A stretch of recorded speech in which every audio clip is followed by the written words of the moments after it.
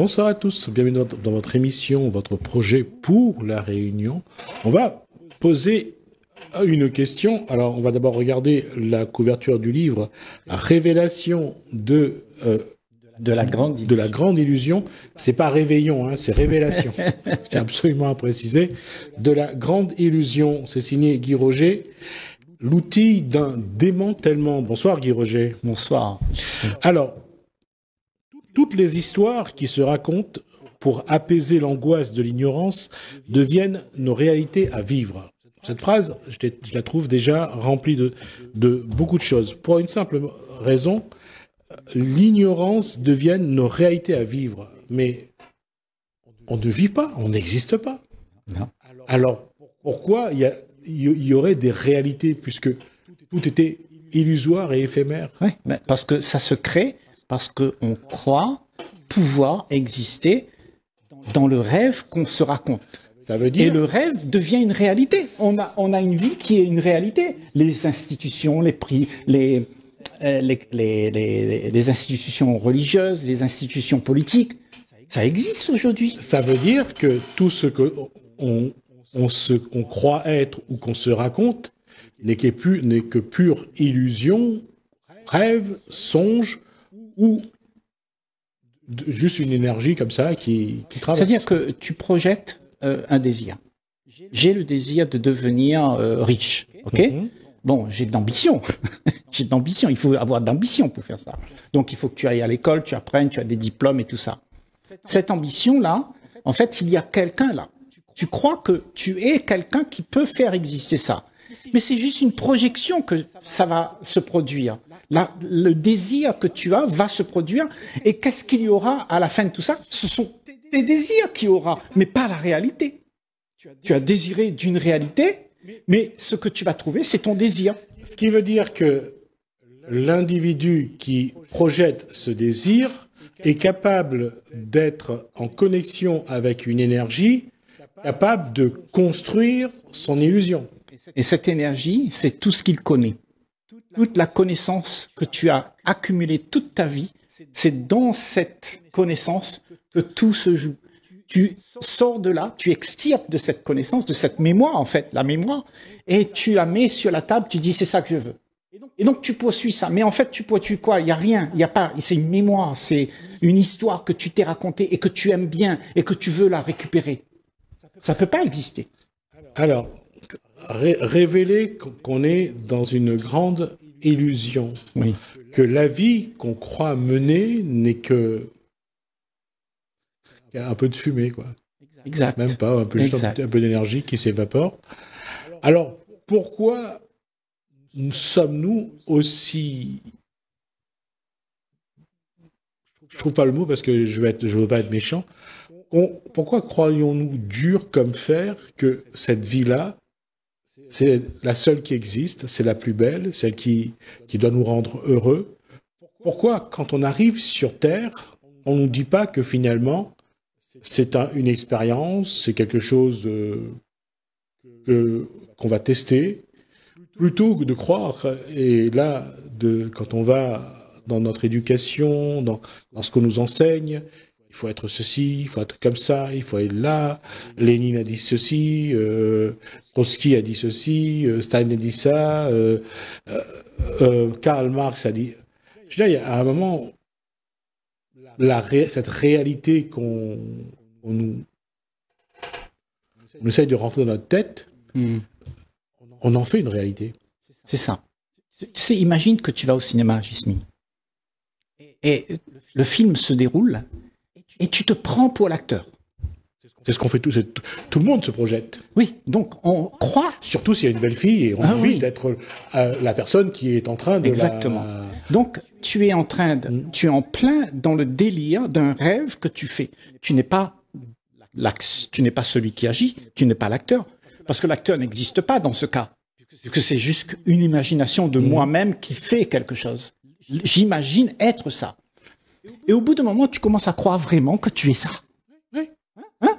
Donc, quand tu réalises cette illusion que tu t'es cru être ce que tu n'es pas, tout de suite tu reviens à ta réalité. Oui, là on parle de l'adulte, Mais prenons l'enfant et prenons des films comme Star Wars, prenons des films comme Avatar, regardons les dessins animés, regardons tout ce qu'il y a autour qu'on fabrique, les jouets, les tenues, les gens se plongent dans cet univers qu'on crée pour eux et ils se croient ils croient devenir le héros. D'accord. Mais toi, quand tu dis ça, on dirait que tu étais l'enfant d'avant qui est plongé dedans.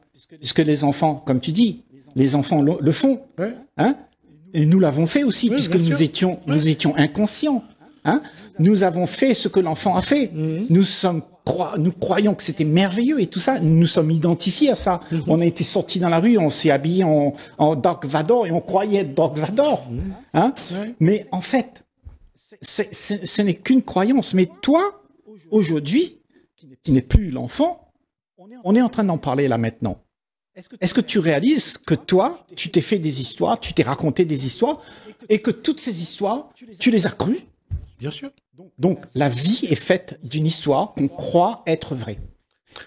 C'est pas ça, la vie. La vie, il y a quelque chose qui existe dans l'instant où l'histoire se fait. Et ce qui existe quand l'histoire se produit, c'est qu'il y a une présence qui voit l'histoire. Et cette présence sait que l'histoire, c'est une histoire. Mais quand tu n'es pas présent, c'est-à-dire la présence n'est pas là, alors il y a un leurre dans lequel tu es embarqué, puisque tu n'es pas présent, tu es embarqué dans l'histoire. Ça veut dire qu'il n'y a plus la présence qui voit l'histoire. C'est drôle, je vais juste prendre un exemple. Imaginez que je suis à la télé, que je fais une émission et que je reçois un monsieur avec une barbe blanche. Est-ce que c'est vrai ou est-ce que c'est pas vrai? Ben, en fait, c'est vrai. Ce que tu vois, c'est un homme, comme tu peux le décrire. Mais la description, ce sera ton souvenir de savoir que ça, c'est une barbe, ça, c'est des cheveux, ça, c'est un homme, ça, c'est une femme. Ça. Donc, tu vois seulement ce que tu sais. Oui. Hein? Donc, est-ce qu'il y a quelque chose que nous ne connaissons pas parce que nous savons trop de choses? Quand tu sais trop de choses, tu interprètes tout ce que tu vois comme tu connais. Est-ce qu'il y a quelque chose qui existe au-delà de ta compréhension finie avec ce que tu as appris? En fait, j'avais pas à dire ça. J'allais dire à partir du moment où on sait trop de choses. La question, c'est de parmi tout ce qu'on sait, qu'est-ce qui est vrai? Qu'est-ce qui ne l'est pas? Qu'est-ce qui est bon pour telle chose, ou tel environnement, ou telle époque, ou telle génération? C'est là le problème. C'est que plus on avance, plus on découvre des choses, et plus ce qu'on sait avant devient obsolète. Ouais. Ouais. Mais tu vois, pour fonctionner, tu as besoin de comprendre tout ce qui se passe. Le fonctionnement veut que tu sais que là, si tu fais ça, eh ben, ce sera bénéfique, et là, si tu fais ça, c'est pas bénéfique. Pour que tu puisses fonctionner correctement. Hein? On a besoin de cette mémoire, on a besoin de tout ce qu'on sait. Mais quand tout ce que tu sais, tu te racontes une histoire avec ça, et que tu veux faire exister ce qui fut comme étant quelque chose que tu aimerais faire exister encore, là, il y a un problème. C'est ça le problème. Le problème n'est pas d'avoir une mémoire, parce qu'autrement tu serais un légume, Jismi. Végétatif. Voilà. Mais on n'est pas ça. On est un esprit qui existe là, mais cet esprit n'a rien à voir avec l'histoire. L'histoire, c'est quelque chose qui a été fait, mais des fois on s'identifie avec. Et quand on s'identifie avec, il n'y a plus la présence de ce que tu es. Ce que je crois surtout, c'est dans l'évolution du moment où on est sorti du ventre de sa mère à un moment de sa vie, au moment où on arrive, c'est le cheminement. On croit toujours ce qu'on va apprendre, c'est la vérité pour tout ce qui va venir après. Et on avance et finalement on se rend compte que on a découvert ça, on a découvert une chose là. Cette chose qui est juste derrière va effacer cette chose qui était juste avant, et ainsi de suite. Parce qu'on va de déception en déception. Pas forcément de déception en déception. Je veux dire que est-ce que c'est naturel que à chaque étape de la vie, on apprend quelque chose de nouveau, même si cette chose de nouveau efface ce qui avait été déjà avant? Oui, mais pour effacer ce qui a été déjà avant, il faut que tu accueilles le nouveau. Oui. Le nouveau n'est pratiquement jamais accueilli dans nos sociétés. Parce qu'on s'accroche au passé, on s'accroche à tout ce qu'on sait. Et tout ce qu'on sait, c'est de l'argent, c'est en or, ça. Et toutes tes références de la vie que tu mènes, c'est basé sur les acquis, sur les références de tu sais comment la vie devrait être. Donc tu vis ce qui devrait y avoir, mais tu ne vis pas ce qu'il y a. Parce que ce qu'il y a est neuf. Et alors, est-ce qu'on peut abandonner? La question, en fait, c'est comment abandonner ce qu'on sait pour accueillir ce qui doit être. Non. Abandonner ce qu'on sait pour accueillir ce qui est. Pas qu'il doit être. Ce qui doit être, ça vient du passé. Parce qu'on a une impression que ça, je peux le reproduire. Ce qui doit être n'existe pas. Dans les faits, n'existe pas. Ce qui est existera toujours quand tu cesses de te projeter dans le futur ou dans le passé. Ce qui est là. Et ça, c'est réel. Ça, c'est réel. Mais les deux côtés, là, tu te projettes dans le futur ou tu te projettes dans le passé, ça n'existe pas. C'est une histoire qu'on va se raconter. Et c'est comme ça on vit la vie. Et on trouve, on explique au monde, à mes enfants, les générations d'après, comment la vie devrait être, en fait. On leur dit, il faut être gentil, il faut pas être méchant, il faut être ceci, il faut être cela. Et tout le monde, on copie l'idée de comment la vie devrait être. Mais on ne la vit jamais. Puisque vivre la vie, ça veut dire être présent et laisser couler un torrent de nouveautés, d'amour, et qui met l'ambiance où les gens ils ont envie d'explorer la vie. Parce qu'aujourd'hui, c'est terne, c'est monotone. Tout le monde répète. Tu sais, toutes ces histoires qu'on fait, on va travailler, on revient à la maison, après on va un petit coup en vacances, après on revient, on recommence à travailler, manger, dormir, vêtir. Et tout ça, c'est monotone, Gismi. Il n'y a rien dedans. Il n'y a pas de sens quelque part. Mais ça prend du sens quand la vie, le moment où tout coule, est vécu. Parce que ce vécu est neuf. Il n'y a pas le passé, il n'y a pas le futur dedans. C'est du neuf. Parce que le passé et le futur, c'est quelque chose qui n'existe pas. Ça n'existe pas. Maintenant, ça n'existe pas. Et c'est que maintenant qui existe. Là, tout de suite. C'est ça qui fait que nous pouvons respirer. En ce moment-là. Ça s'explique pas. Ça se fait. On dit pas, on devrait respirer. On respire. Et c'est ça, vivre. Vivre, c'est ça. Être dans l'action de tout ce qu'il y a au moment où ça se présente à toi. Et ne pas essayer de rejeter parce que moi j'ai une idée meilleure que ça. Mon idée c'est quoi? C'est celle que j'ai récupérée, c'est mon vécu d'avant, j'ai une référence et je dis mais ça c'est pas bon pour moi. Non, la vie c'est accueillir tout. Et comme tu accueilles tout ce qui arrive, alors tu comprends qu'est-ce qu'il y a. Mais si tu n'accueilles pas, ça veut dire que tu te méfies. Tu te méfies de tout. Tu n'accueilles plus personne. Et on vit dans la méfiance les uns des autres. On a peur les uns des autres. Parce qu'il y a une méfiance. Parce qu'il n'y a pas d'accueil. Et l'accueil, c'est de trouver qu'est-ce qu'il y a. Et de savoir qu'est-ce qu'il y a. Et quand tu sais qu'est-ce qu'il y a, tu es intelligent. Et tu sais comment dealer avec les choses. Autrement, tu vis dans la peur parce que tu ne sais pas comment dealer avec les choses, parce que tu ne les connais pas, tu ne les vois pas. Être là, présent, c'est de voir tout, sans laisser une petite goutte s'éparpiller dans l'ombre. La révélation de la grande illusion, c'est d'être capable de voir ce présent. Oui. C'est-à-dire de voir toutes les histoires qu'on se raconte, de voir la fausseté dans laquelle on est embarqué. Et quand ça s'est révélé, il y a un changement.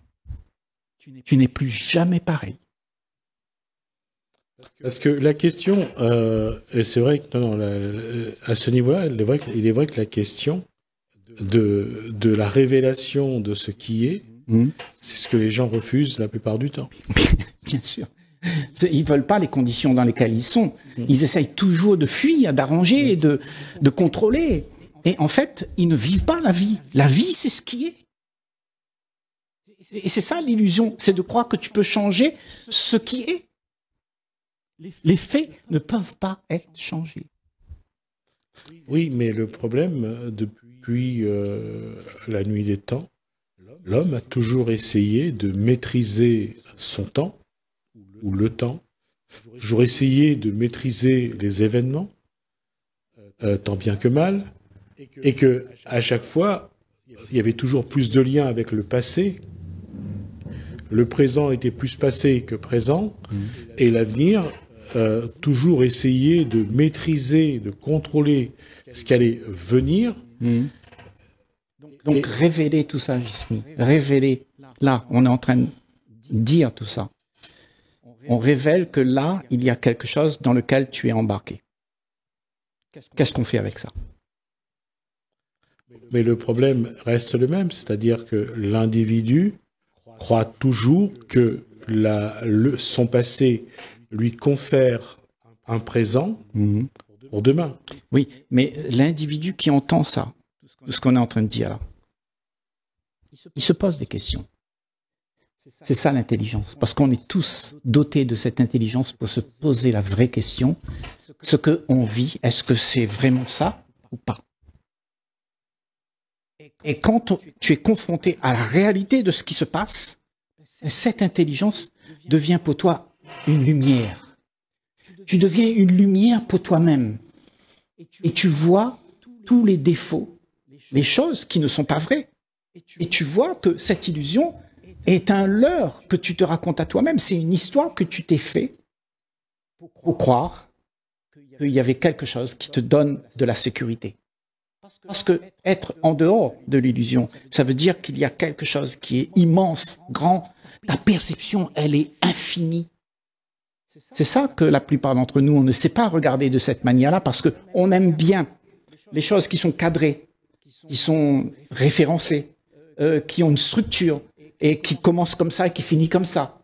Donc, on a cette façon de voir les choses. Et là, tout ça, ce sont des illusions.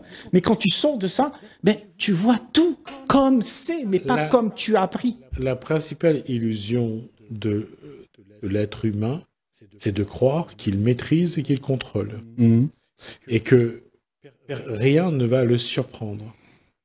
Finalement, à l'arrivée, il se rend compte souvent qu'il ne maîtrise pas, il ne contrôle pas. Et il est souvent surpris par la vie. Ouais. Mais quel est le phénomène qui fait que on se raconte des histoires pour pacifier ce qui est vraiment là? Pourquoi on se raconte ces histoires-là? Ce sont des histoires qui ne sont pas une réalité. C'est quelque chose que tu as projeté et que tu te dis, là, j'aurai quelque chose. Et tu es illusionné par le désir que tu as de prendre. Et quand tu as pris les affaires, tu regardes, tu dis, oh, rien que ça, je veux encore et encore et encore. Et ta vie continue comme ça jusqu'à ce que tu mets le pied dans la tombe. Mais tu n'as pas besoin d'aller jusque-là. En se parlant entre nous comme ça, parce qu'on est sur le même bateau. Je suis autant conditionné que toi, Jismi. Je suis un homme comme toi. J'ai appris à avoir peur, à mentir, à être jaloux, toutes ces choses-là. J'ai appris, je sais comment ça marche. Mais nous, quand on en parle maintenant, eh ben ça élève certaines oreilles qui écoutent, hein, de savoir que c'est vrai, je suis comme ça, finalement. Et puis tu réalises que, en fait, toute ta vie, c'est un mensonge. C'est le fait de réaliser que tu es en train de te raconter des histoires. C'est ça l'illusion. Mais quand il n'y a plus d'histoires, quand tu ne te racontes plus des histoires, plus d'histoires de prince charmant, toutes ces histoires-là que tu aimerais faire exister, il n'y en a plus. Qu'est-ce qu'il y a alors? Comment est la vie? Comment est l'activité? Comment est la nature d'un esprit qui a compris ça? Souvent, c'est surtout d'être dans j'allais dire, une forme de vide et de ne plus penser, de ne pas avoir, de ne pas être assailli par les idées qui... C'est pas ça qu'on appelle la paix. Aussi, oui, bien sûr, ouais, je suis d'accord. Et c'est pas ça qu'on appelle le silence. Oui. Et quand il y a ce silence, Gismi, alors il y a quelque chose qui émerge. Sauf que pour certains, le silence est assourdissant. Bien sûr, mais parce qu'on est habitué à avoir du bruit. Tu sais, toutes ces pensées qui viennent constamment, qui te bombardent, eh ben, on est assailli par ça. Tu vois, et on ne sait pas qu'est-ce que c'est. Être là, présent, sans que rien ne vienne t'attaquer, sans que tu ne subisses pas toutes ces choses-là. Donc, ne pas subir ce que tu crois être vrai. C'est un art. C'est l'art de se regarder tel qu'on est, parce que c'est toi-même ça. La pensée, c'est qui tu t'es identifié à la pensée. Et quand tu te racontes une histoire, ce sont les pensées qui existent. Et la pensée qui existe, ça s'appelle moi. Oui, mais à partir du moment où on est conscient que ces pensées-là ne sont pas si importantes qu'on peut s'en débarrasser, je veux dire, la tête peut, je veux dire, l'esprit, le cerveau peut rester libre, léger. Oui. C'est ça la légèreté. Parce qu'on a tous une pression sociale où tout le monde te dit comment tu dois être par rapport à l'autre. Tu dois faire plaisir. Et tu passes toute ta vie à croire qu'il faut le faire parce que autrement tu vas perdre ce que l'autre t'a proposé. Son affection, son amitié, tu le perds. Si tu n'es pas ce que l'autre attend de toi, eh ben tu te retrouves seul. Et c'est ça qu'on veut pas. Parce que on s'est donné d'être quelqu'un qui n'existe pas. On s'est fait de soi-même un leurre et qu'on prône partout sur tous les toits que je suis quelqu'un. En fait, t'es rien du tout. Il n'y a pas de directeur, il n'y a pas quelqu'un qui est important ou pas. Il n'y a pas tout ça. Ce sont des choses qu'on invente pour pouvoir faire en sorte qu'on soit accueilli dans un monde où tout le monde, la volonté collective te dit comment il faut faire. Donc tu as peur de ne pas être stéréotypé. Donc tu joues à celui qui est stéréotypé. Tu joues. C'est un jeu. C'est pas vrai. Mais la plupart d'entre nous, on ne remarque même plus que c'est pas vrai. On oublie même qui on est.